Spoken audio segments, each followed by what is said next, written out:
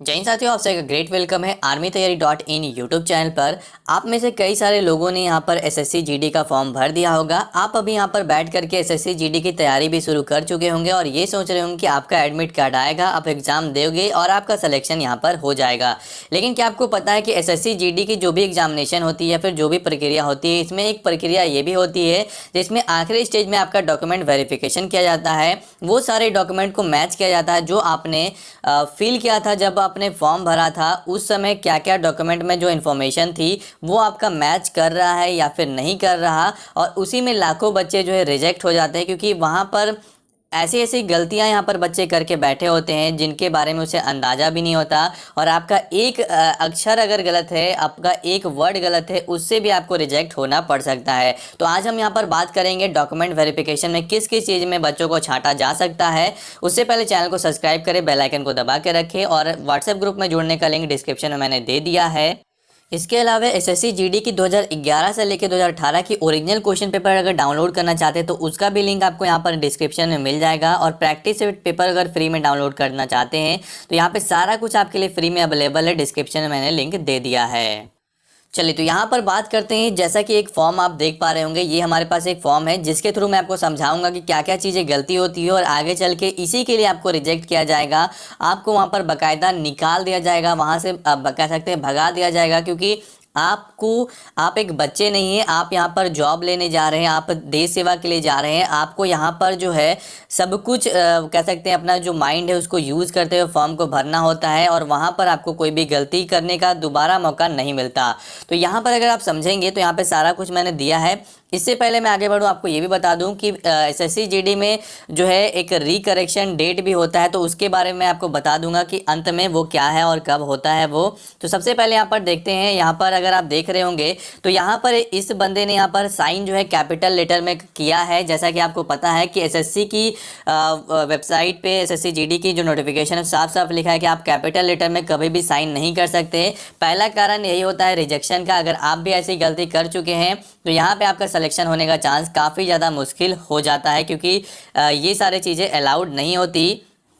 उसके बाद सबसे इम्पॉर्टेंट आता है यहाँ पर नाम का। तो यहाँ पर अगर आपने नाम लिखा है, अपने फादर का नाम लिखा है, अपने मदर का नाम लिखा है, तो ये तीनों चीज़ें यहाँ पर साफ साफ बोला गया है कि आपका नाम, आपके फादर का नाम और आपके मदर का जो नेम है वो आपका जो 10th का सर्टिफिकेट है उसके आधार पर होना चाहिए। यानी कि 10th के सर्टिफिकेट पे जो भी चीज़ें जिस अक्षर में जिस टाइप से लिखी हुई है उसी को बिल्कुल डिट्टो सेम लिखना है। वहाँ पर कैपिटल और वहाँ पर स्मॉल लेटर की बात नहीं है, बट जो चीज़ें लिखी हुई है एक भी वर्ड आगे और पीछे नहीं होना चाहिए। यहाँ तक कि अगर वहाँ पर टाइटल नहीं लिखा हुआ है तो आप अपने मन से टाइटल नहीं डाल सकते, या फिर टाइटल लिखा हुआ है तो आप अपने मन से उसे छोड़ भी नहीं सकते।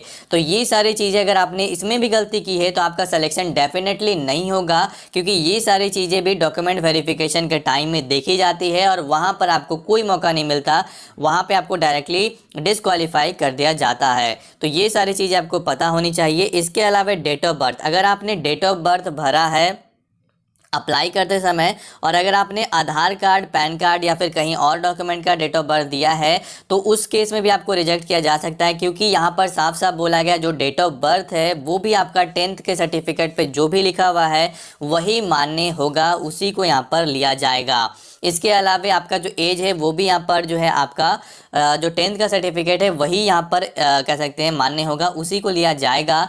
इसके अलावा जो यहाँ पर कह सकते हैं कि यहाँ पर जो कैटेगरी है, कुछ बच्चे जो कैटेगरी में गलती कर दे रहे हैं। यहाँ पर अगर आप कैटेगरी एक बार गलत कर दोगे तो लाइफ टाइम आपको वही कैटेगरी लेके चलनी होगी। अगर आप जनरल है और दूसरा कैटेगरी डाल देते हो तो वहाँ पे तो आपको डायरेक्टली डिस्क्वालीफाई किया जाएगा। लेकिन अगर आप ओबीसी, एससी, एसटी है, जनरल डाल दिए तो उसमें कोई दिक्कत नहीं है, लेकिन आपको आगे भी जनरल बन के ही रहना होगा। आगे कोई दोबारा मौका नहीं मिलेगा कि आप सर्टिफिकेट वगैरह दो और आपको चेंज कर दे जाए आपका कैटेगरी। तो ये सारी चीज़ें यहाँ पर जो है फिक्स होती है, ये भी आपको समझ में आना चाहिए।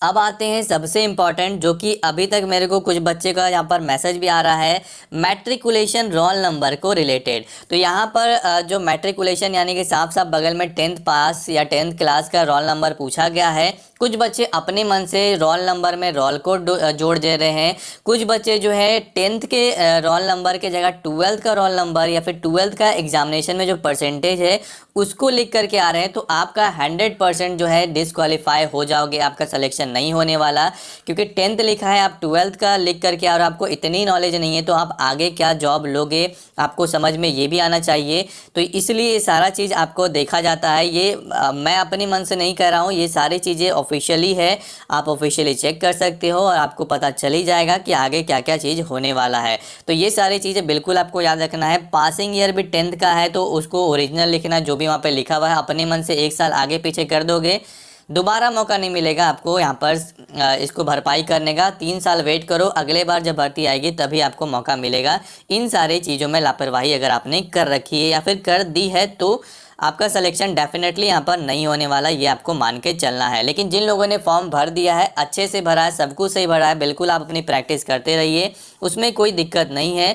लेकिन यहाँ पर मैं आपको एक और बात बता दूँ, जिन लोगों ने गलती कर दी है उनके लिए एक यहाँ पर ये भी खबर है। लास्ट ईयर जब भर्ती आई थी तो वहाँ पर रिकरेक्शन डेट निकाला गया था, जिसमें कि आपका अगर कुछ भी गलती हुआ है तो आप उसको सही कर सकते हो, लेकिन कुछ लिमिटेशन के साथ में। यानी कि अगर आपने फॉर्म भरते समय कुछ गलती कर दिया था, जैसे कि अपना एड्रेस, पिन कोड, तो आप उसको सही कर सकते हो। इसके अलावा और भी कुछ, जैसे कि नाम हो गया या फिर जेंडर हो गया, कैटेगरी हो गया, ये सारी चीज़ें आप चेंज नहीं कर पाओगे, इसको आपको ध्यान में रखना होगा। और इसके अलावा सिग्नेचर में लास्ट ईयर यहाँ पर मौका मिला था कि आप उसको जो है सही कर सकते हो, अगर इस बार भी मिल सकता है, नहीं मिल सकता, ये सारी चीज़ें फिक्स नहीं होती, ये एसएससी के मन के ऊपर है, वो रिकरेक्शन डेट निकालेगी नहीं निकालेगी ये भी उनके मन के ऊपर ही है। तो जो भी जैसा अपडेट होगा मैं अपने चैनल से देता रहूँगा। व्हाट्सएप ग्रुप में जुड़ने का लिंक डिस्क्रिप्शन में है, साथ ही साथ फ्री PDF जितने भी क्वेश्चन पेपर के वो भी डाउनलोड करने का लिंक डिस्क्रिप्शन में है। जय